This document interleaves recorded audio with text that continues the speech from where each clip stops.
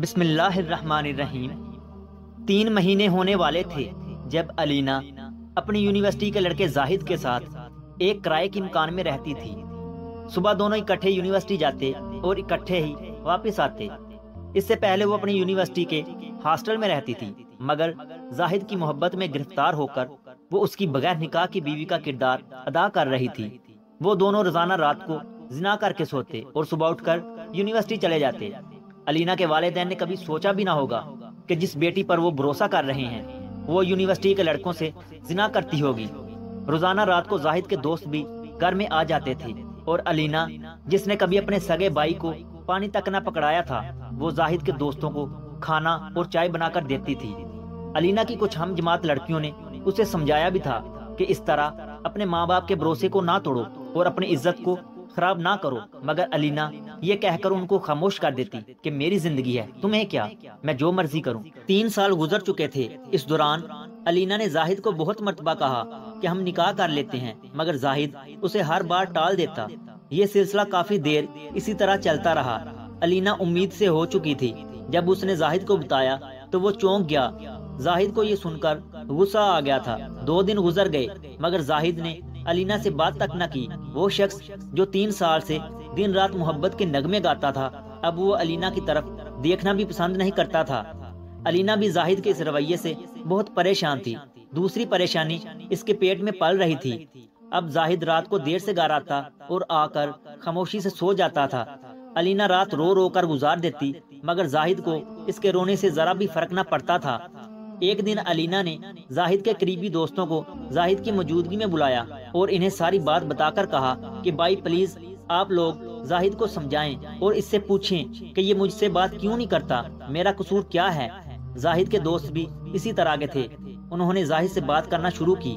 ایک دوست بولا کہ تم لوگ نکاح کیوں نہیں کر لیتے؟ علینا بولی میں نے تو بہت بار کہا ہے مگر یہ سنتے ہی نہیں۔ زاہد یہ بات سن کر ہنس پڑا۔ سب لوگ حیرت انگیز نگاہوں سے زاہد کو دیکھ رہے تھے۔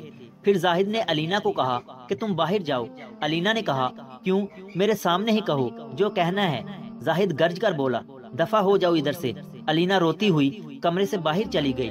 علینا کو زاہد کے روپ کا اتنا صدمہ پہنچا کہ وہ کمرے سے باہر جاتے ہی بے ہوش ہو کر زمین پر گر پڑی۔ اس کی بے ہوشی کا علم نہ زاہد کو ہوا اور نہ ہی اس کے دوستوں کو۔ وہ لوگ اپنی باتوں میں مصروف ہو گئے۔ جب علینا کو ہوش آیا تو اس کمرے سے سنائی دینے والی باتیں یہ ہیں جو علینا نے دروازے سے باہر کان لگا کر سنی۔ یار تم پاگل ہو گئے ہو، میں اس سے شادی کیوں کروں؟ پیٹ سے ہو گئی ہے تو کیا ہوا، سالی کو ہسپتال لے جا کر سارا کام سیدھا کر دوں گا۔ اور ویسے بھی پتہ نہیں جو بچہ اس کے پیٹ میں پل رہا ہے میرا ہے بھی کہ نہیں، مجھے تو لگتا ہے کہ یہ کسی اور کا ہے، لیکن اب پھنس تو میں گیا ہوں نا۔ تم لوگ ہی بتاؤ، جو اپنے ماں باپ کو دھوکہ دے کر 3 سال میرے ساتھ سو سکتی ہے، وہ مجھے دھوکہ دے کر کسی اور کے ساتھ نہیں سو سکتی کیا؟ اور کیا پتا تم میں سے بھی کسی کے ساتھ اس کا چکر چل رہا ہو اور مجھے علم نہ ہو۔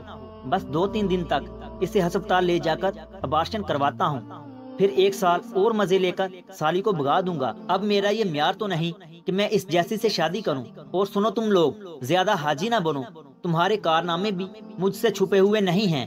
زاہد اور اس کے دوست زور زور سے ہنس رہے تھے اور زاہد کہہ رہا تھا کہ اب تو سالی سو رہی ہوگی، کل اس کی بستر والی ویڈیو بنا لوں گا، پھر یہ ہم سب کی رکھیل بن کر رہے گی اور کچھ بگاڑ بھی نہیں سکے گی ہمارا۔ علینا کو اپنے کانوں پر یقین نہیں ہو رہا تھا۔ وہ اپنے کمرے میں گئی اور اندر سے دروازہ لاک کر کے ساری رات اپنی غلطیوں کو روتی رہی۔ صبح 5 بجے زاہد نے دروازہ بجایا تو علینا نے دروازہ کھولا اور مسکراتے ہوئے چہرے سے زاہد کا استقبال کیا۔ زاہد بھی اپنے بنائے گئے پلان پر عمل کرنے کے لیے ہونٹوں پر مسکان سجائے ہوئے تھا۔ اس نے علینا کو گلے لگایا اور کہا کہ سب دوست جا چکے ہیں، میں نے تمہارا بہت دل دکھایا ہے، چلو یار آج سارا حساب برابر کر دیتا ہوں۔ یہ کہہ کر وہ بیڈ پر لیٹ گیا۔ زاہد نے اپنی قمیض اتاری ہی تھی کہ علینا نے چاقو زاہد کے سینے کے آر پار کر دیا۔ زاہد چند لمحوں میں ہی تڑپ تڑپ کر مر گیا۔ علینا کی حالت غیر ہو چکی تھی۔ وہ فرش پر لیٹ گئی اور زاروں قطار رونے لگی۔ 7 بجے وہ اٹھی۔ زاہد کی لاش بیڈ پر پڑی تھی اور اس کا منہ علینا کی طرف تھا۔ علینا نے حقارت بری نظروں سے دیکھا اور ایک لات ماری تو زاہد کا منہ دیوار کی طرف مڑ گیا۔ علینا نے کپڑے بدلے اور برقع پہن کر باہر نکل گئی۔ وہ خود سے باتیں کر رہی تھی اور اپنی قسمت کو کوس رہی تھی۔